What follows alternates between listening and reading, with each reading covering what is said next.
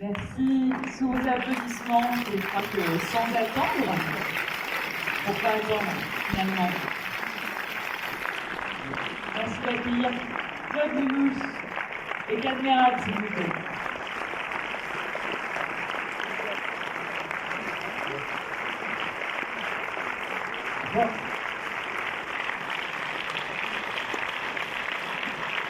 Bonsoir, bonsoir.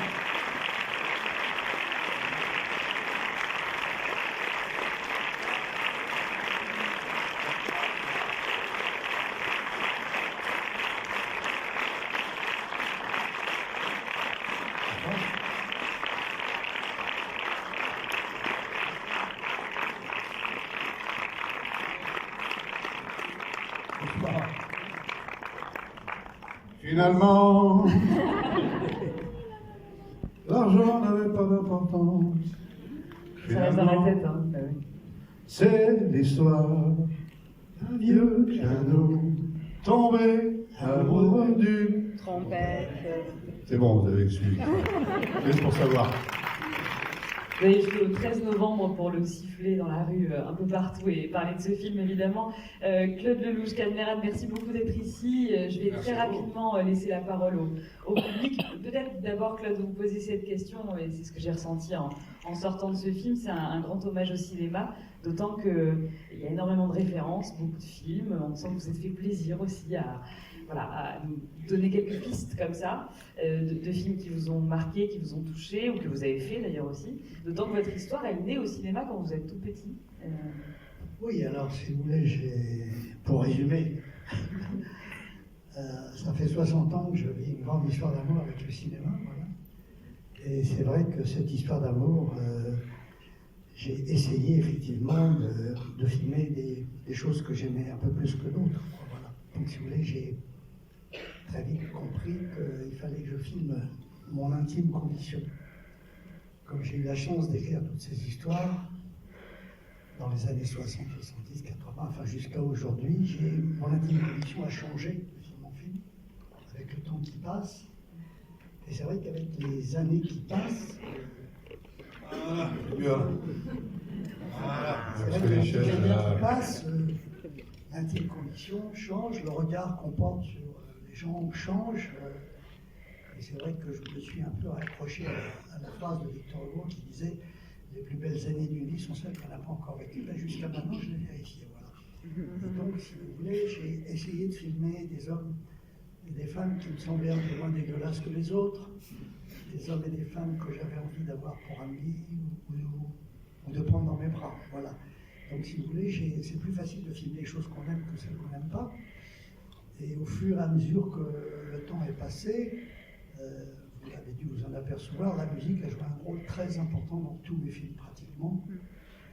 Très très important parce que je pense qu'on a deux intelligences, une intelligence rationnelle qui nous dit qu'on est mortel, qui a le sens des affaires, qui fait la fin du mois, et puis on a une intelligence irrationnelle qui est notre inconscient, notre inné, qui nous dit qu'on est là pour toujours. Et cette dualité m'a toujours passionné. C'est pour ça que j'ai toujours mélangé dans mes films le rationnel et l'irrationnel. Il y a ce qu'on sait, puis il y a ce qu'on ne sait pas. Mais ce qu'on ne sait pas est tellement plus important. Et ce qu'on ne sait pas vient de très très loin. Voilà. Donc si vous voulez, je me suis très vite aperçu que la musique parlait drôlement bien à notre intime conviction et à cette part d'irrationnel. Je veux dire, la musique ne fait jamais de mal. La musique est là pour calmer, elle est là pour adoucir les mœurs. Donc, si vous voulez, j'ai construit tous mes films quand même à partir de cette musique qui est un guide. Et d'ailleurs, la première chose que j'ai dite à Kat quand j'ai eu la chance de lui demander de faire ce film, avant même de lui donner le scénario, je lui ai fait écouter la musique du film, puisque j'enregistre toutes les musiques de mes films. Voilà, donc si vous voulez, je suis très très heureux d'avoir à côté de moi ce monsieur que vous venez de voir pendant 2 heures. Et c'est vrai que, après les merveilleux comédiens que j'ai eu la chance de diriger pendant toute ma vie, de Trintignant à Belmondo, Lino Ventura, Jacques Brel, Charles Denner, la liste est impressionnante. Et c'est vrai que je ne pensais pas qu'on pourrait encore m'épater, et il l'a réussi. Voilà.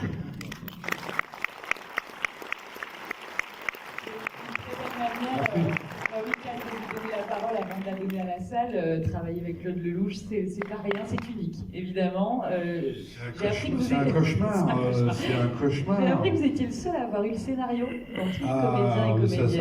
Attention, là, vous rentrez dans la cuisine, là. Ah bah oui, la cuisine de Lelouch. On n'a pas beaucoup de temps. Vous voulez que je raconte la cuisine de Lelouch? Oui. Alors, non seulement j'étais le seul à avoir le scénario, vraiment, moi j'ai eu un scénario avec un début, sauf que le scénario ne ressemble plus au film.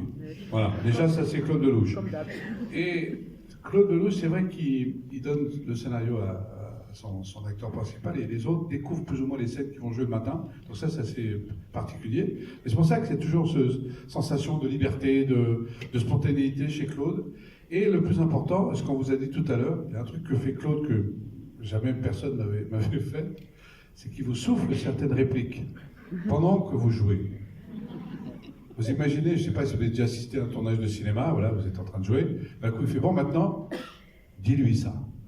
Et il dit là, par exemple les scènes avec la charmante Françoise Gillard qui joue la fermière, qui est magnifique d'ailleurs, à la scène de fin par exemple, au moment du café, après la plaidoirie au tribunal, c'est lui qui nous dit chantez la chanson maintenant tous les deux.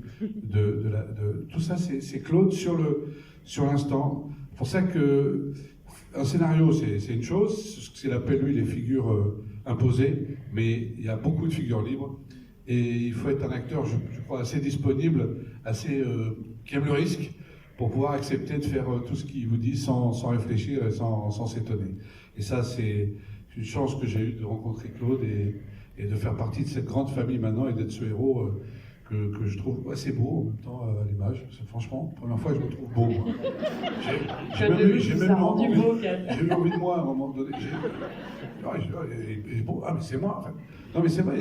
Et on m'avait prévenu, Jean Dujardin qui avait travaillé avec Claude m'avait dit tu vas voir, tourner avec Claude Lelouch, d'abord c'est un tournage unique, tu n'auras jamais travaillé comme ça, ce sera sûrement un de tes plus beaux souvenirs de tournage, et c'est le plus beau souvenir de tournage, et tu vas voir qu'il va te rendre encore différent. Et c'est vrai que je dois reconnaître que les gens qui ont vu le film commencent déjà à dire mais on t'avait jamais vu comme ça.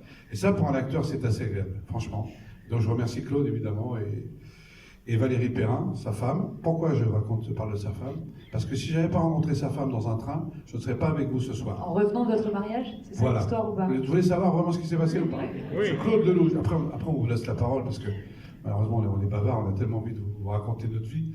Claude, il est en train de préparer son film et au moment de choisir le héros, donc Lino Massaron, il appelle tous les acteurs de France. Tous! Sauf un. Je ne sais pas ce qui s'est passé. Pourtant, quand même, je fais partie de la liste. Normalement, vous savez, c'est ce qu'on appelle la liste A. Hein, c'est attention, hein, ça. Et alors, je ne sais pas pourquoi il ne m'appelle pas. Donc, très bien. De toute façon, je ne suis même pas au courant qu'il prépare un film. Je me marie le 26 novembre 2022. Le 27, je suis dans le train entre Le Creusot et Paris. Et oui, je me suis marié en Bourgogne. C'est marrant, hein? C'est marrant de se marier. La phrase « je me suis marié en Bourgogne » vous a fait rire, madame.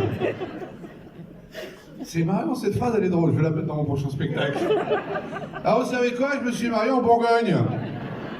Et ça marche, putain, ça marche. Faire du stand-up. J'aurais pu dire, je me suis marié avec Aix-en-Provence. Ouais. Bon, bref, ça va être long. Oh là là, vous êtes sûr que je vous raconte? Et donc, je rencontre Valérie Perrin, Madame Lelouch, qui allait devenir Madame Lelouch, qui n'était pas encore. Qui ne l'était pas encore. Ah oui. Et elle me dit, ah, Kat, comment ça va? Je dis, Valérie, très bien. Je fais, écoutez, Valérie, je vais vous dire la vérité, ma vie d'acteur, j'ai 60 ans, je rêve de tourner avec Claude Lelouch. Elle a appelé Claude dans le train. Claude était désespéré, il n'arrivait pas à trouver ses acteurs. Elle l'a appelé, il a fait, c'est lui! D'ailleurs, il a une marque sur le front, regardez. Il y a une marque là sur le front, avec sa bague. Et donc, effectivement, il m'a fait venir dans son bureau 2 jours plus tard. Et j'étais devenu son héros, et j'ai balayé tous les autres, bah, il n'y en a plus un qui est resté. Et je suis content parce que moi, mon rêve, mon souhait, c'était d'être à la hauteur de ce qu'il attendait de moi, parce que franchement, quand vous tournez avec Claude Lelouch, c'est vraiment encore, vous tournez avec un maître connu dans le monde entier, reconnu dans le monde entier par tous les cinéastes du monde, et ça, c'est quelque chose, je veux dire. Claude Lelouch, c'est ça aussi. Merci, Claude. Il me reste peu de temps pour vous entendre, une réaction, une question courte si possible, comme ça on peut entendre beaucoup Tenez, de monde. Monsieur, ici. Ah bah oui, il est parti là-bas. Voilà, le micro arrive juste Attendez, là, ne là, vous inquiétez pas, on en a deux. On est riche avec Aix-en-Provence. Merci. Ah, En attendant, finalement, merci. C'est ça? Allô? Il n'a pas besoin de micro, mais c'est marrant. Bonne voix. Hein. Monsieur, bonsoir. Donc, messieurs, merci. Pourquoi au tout début du film, on entame avec un monsieur qui nous raconte que peut-être dans 3 ans, c'est la fin du monde? Quel rapport avec la suite? C'est très important ce que vous dites parce que c'est mon intime conviction. Allez, salut! Non, c'est vrai, aujourd'hui, on a créé un monde merveilleux. Merveilleux, on a tous les outils qu'il faut pour fabriquer un monde nouveau ou précipiter la fin du monde si ceux qui nous dirigent ne prennent pas les bonnes décisions. Voilà. Et c'est vrai qu'on est dans une période charnière, on s'en rend même pas compte, mais jamais, jamais on a été aussi près d'un monde merveilleux ou de la fin du monde. On a tous les outils extraordinaires, regardez, les portables, les voitures, les avions, on a tout, et on a aussi la possibilité de se détruire très très vite. Voilà, donc je voulais faire passer ce message qui est important, et c'est vrai qu'on est en train de vivre une période incroyable, avec un suspense fou. Enfin moi je le ressens comme ça, et j'espère que ceux qui nous dirigent vont prendre les bonnes décisions. Voilà. Donc, un crédit sur 30 ans, hein, c'est le moment, comme le dit le personnage. Autre question? Oui? Oui. Madame ici. Bonsoir. Attends, suspense, quelle question a-t-elle posée? Bonsoir. Donc c'était juste pour vous dire bravo et vous demander de continuer longtemps à faire rêver. On va pas s'arrêter. Hein. Vous savez, il a dit une chose, moi je trouve qu'il y a un compliment, parce que je me sens responsable. Il a appelé son film finalement en pensant peut-être que c'était son dernier. Eh bien, non mais attendez, je veux dire, moi je m'en rappellerai toute ma vie maintenant, d'ailleurs ça me rend. Il a dit, en faisant ce film, j'ai eu envie de en faire d'autres. Et donc je suis responsable en fait, je me sens responsable. C'est vrai, hein? Tant mieux. Vous voyez ce que je veux dire? Oui, vous savez. On s'est bien rencontrés. C'est beau de dire ça quand même. Non, mais vous savez, à l'âge que j'ai, je commence à voir la ligne d'arrivée, forcément. Et cette ligne d'arrivée, elle ne me fait pas peur. Elle ne fait pas peur parce que je pense que la mort est peut-être la plus belle émotion de la vie. Elle est gaie cette soirée, c'est cool. Oh la vache. Excusez-moi. Oh, ça l'a beau, Excusez-moi. Donc, si vous voulez, je fais des films, les films qui me restent. J'ai envie de laisser à mes enfants, à mes petits-enfants, et peut-être à certains spectateurs, le résultat de mes observations. J'ai passé ma vie à observer le genre humain. Je me suis passionné pour le genre humain, et cette passion du genre humain, j'ai essayé de la mettre dans mes films. Voilà, donc au fur et à mesure que... bon, écoutez, de toute façon, comme on a tous rendez-vous au même endroit, autant y aller en chantant. Hein. Voilà. C'est pour ça qu'il y a tant de musique dans mes films. Mais c'est vrai que ce film m'a donné très envie d'aller encore plus loin. Oui. Voilà.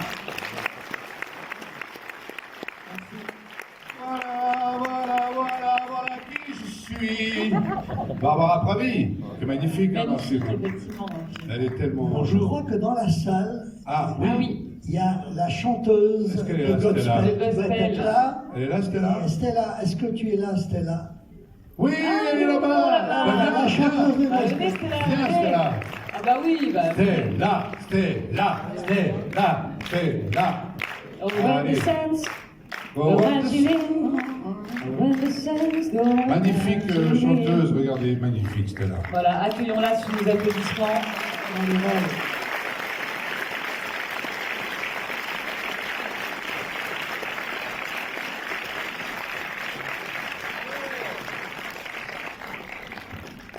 Il y avait une autre question par ici, je crois. Oui, mais maintenant je m'en rappelle plus. Ah bah alors, Non, je ça vous a plaisante. perturbé. On va attendre. Bonjour Stella. Elle est aussi belle que dans le film. Hein. Ah oui, même un peu plus, un peu mieux, c'est mieux. Venez installer Elle n'était pas bien filmée. Alors monsieur, Qui parle comme on ça? vous écoute, c'est Eh le ben, monsieur, écoutez, levez-vous monsieur. on va donner un Ah, micro. oui, Assieds-toi, Stella, je t'en prie. Ok. Moi, je voudrais savoir comment être aussi pessimiste, la fin du monde dans 3 ans, parler de la ligne d'arrivée, et d'être aussi merveilleux dans la transmission de sentiments. vous nous faites rire, vous nous faites pleurer, vous nous emmerdez avec vos idées qui nous font tourner la tête, mais on est tellement heureux, ça nous fait tellement de bien de vous voir, de vous écouter, de vous entendre. Vous êtes merveilleux depuis des années. On vient pour voir le louche, pas pour voir des... Pardon, Calme.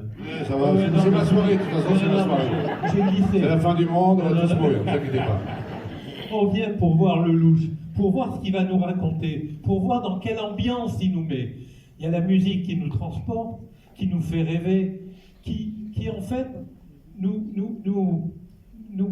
bouscule un petit peu les neurones, pour ceux qui en ont, je parle de moi. Pour ceux qui en ont, je voulais dire l'inverse. Je suis tellement modeste. Mais en fait, et surtout les histoires, on les vit avec vous. C'est-à-dire qu'on a chaque fois, dans toutes les séquences que vous montrez, on a un peu de nous-mêmes dans toutes les séquences. Vous voulez savoir le secret, c'est ça si je peux... Et oui, voilà. Ah ben voilà. Alors... Vous êtes merveilleux. Comment et finalement continuer. Oui, mais vous savez, je vous remercie infiniment parce que ce métier, je le fais pour vous. Hein. Voilà. Nous, les artistes, on est un peu les chouchous du bon Dieu et on est là pour vous faire rêver. Le monde il est ce qu'il est, il n'est pas facile. La vie est une course d'emmerdement au pays des merveilles, on le sait tous, voilà. Et ce qui permet d'encaisser tous ces emmerdements, c'est le rêve. Voilà. Et comme on le dit dans le film, comme on ne meurt jamais d'une overdose de rêve, on en profite. Voilà. Et c'est vrai que j'ai passé ma vie à observer ce que je vous disais tout à l'heure, le genre humain. Voilà, j'ai observé avec bienveillance. Je pense, après toutes ces aversions, qu'il y a plus de gens sympas que de salopards, heureusement. Mais le problème, c'est qu'on tend les micros aux salopards. Vous voyez ce que je veux dire? Et... On ne parlait pas de vous, monsieur. Voilà, donc si vous voulez, j'essaye avec mes films d'être positif. Ah, la soirée, Alex, putain. J'essaye de mettre de l'espoir et je suis ravi que vous receviez cet espoir. Voilà. Je vais mettre une perruque, moi, je crois. Vous avez une question pour Stella ou pas? Oui, il nous reste, allez, 5 minutes. Voilà. Question pour Stella. Donc, c'est le moment. Où ça? Oui, 5 minutes, parce que... Est-ce qu'ils ont faim? Vous savez, je n'ai pas de phare à ma voiture, il faut que je rentre. Ah oui. Bonsoir. Oui. Oui. Bonsoir. Alors moi, je... Restez debout, Elle est très madame. très loin. Voilà. Elle est très très loin. Non, restez debout. Contrairement au monsieur précédent, je suis venue pour Cap aussi. Ah. Voilà. Pas que pour monsieur Lelouch. Je vous trouve extraordinaire dans le film, je vais même vous le dire. Et moi, ma question, c'était pourquoi le choix de Didier Barbelivien dans les chansons originales du film? Voilà, comment avez-vous fait ce choix? Et Ibrahim Mon métier à moi, c'est de mettre le talent des autres en valeur. Et Didier Barbelivien est sûrement un des plus grands paroliers français qu'on ait eu. Et en plus, j'ai la chance de l'avoir comme ami, comme copain. Et en plus, on a épousé la même femme. Vous voyez, enfin, l'un après l'autre. Donc, ça crée des liens. Et puis surtout, il est un peu comme Francis Lay. Ce sont des gens qui vivent la même vie que moi et on ressent les mêmes choses, on regarde les gens de la même façon. Et je pense qu'il a fait de très très belles paroles, voilà. Et je vous dis, bon, le talent d'un metteur en scène, c'est de mettre le talent des autres en valeur. Voilà, moi je suis là pour mettre le talent des gens en valeur et je suis ravi d'avoir mis le talent d'Ibrahim Malouf, de Barbelivien et de tous les acteurs qui sont dans ce film. Voilà, quand j'aime les gens, j'ai envie de les faire aimer à la terre entière. Voilà. Et c'est le cas, avec ce casting 5 étoiles, magnifique. Et Lino Ventura, effectivement, aussi. Dernière question, là-bas. J'en avais une dernière, mais je l'avais au public. Oui, c'est une question pour Calmeron. C'est lui qui parle. Je me suis fait avoir aussi. Il y a la bêtise ce soir, quand même. Ah, Bonsoir, c'est madame. pas ce soir seulement, vous savez. Venez en tourner avec nous, vous allez voir. Allô, bonsoir, madame. Bonsoir. Levez-vous si vous voulez bien qu'on vous voit. Voilà, super. Merci Bonsoir, je voulais merci en tout cas encore pour cet excellent moment d'amour, de tendresse et de plaisir et de désir. Je n'ai pas oublié qu'il y avait bien le désir effectivement dans ce film. Monsieur Lelouch, ma question est, je voudrais savoir quelle est l'influence de Victor Hugo sur toute votre œuvre, parce que vous avez souvent cité Victor Hugo, notamment dans vous pouviez résumer son œuvre. Tout est compliqué avant d'être simple. Et je pense qu'encore une fois, tout ce qui nous arrive, c'est pour notre bien. Les plus belles années d'une vie sont celles que nous n'avons pas encore vécues. Je voudrais savoir quelle est l'influence de Victor Hugo sur votre œuvre aujourd'hui. Alors écoutez, Victor Hugo a joué un rôle très très important dans ma vie. Et j'avais à l'époque 5 ans. Quand j'ai entendu parler de Victor Hugo pour la première fois, j'étais dans un train avec ma mère, on était recherchés par la Gestapo. On descendait de Paris, on allait en zone libre.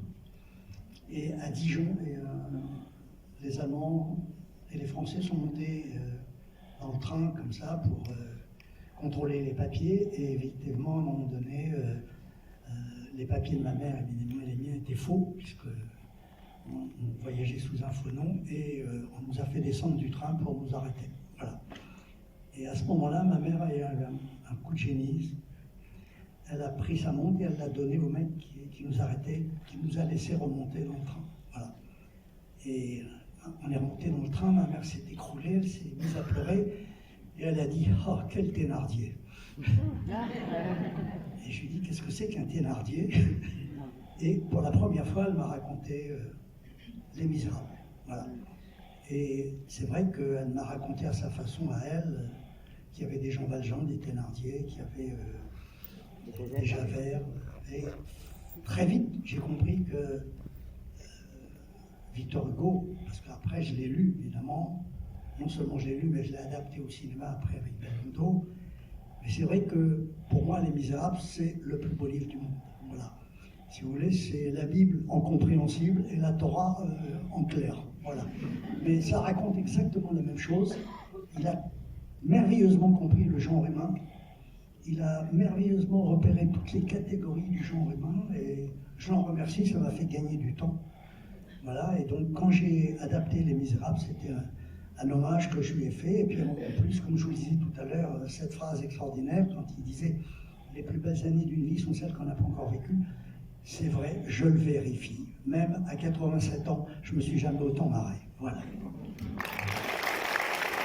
Merci encore, Claude Verret, Claude Lelouch. Merci beaucoup.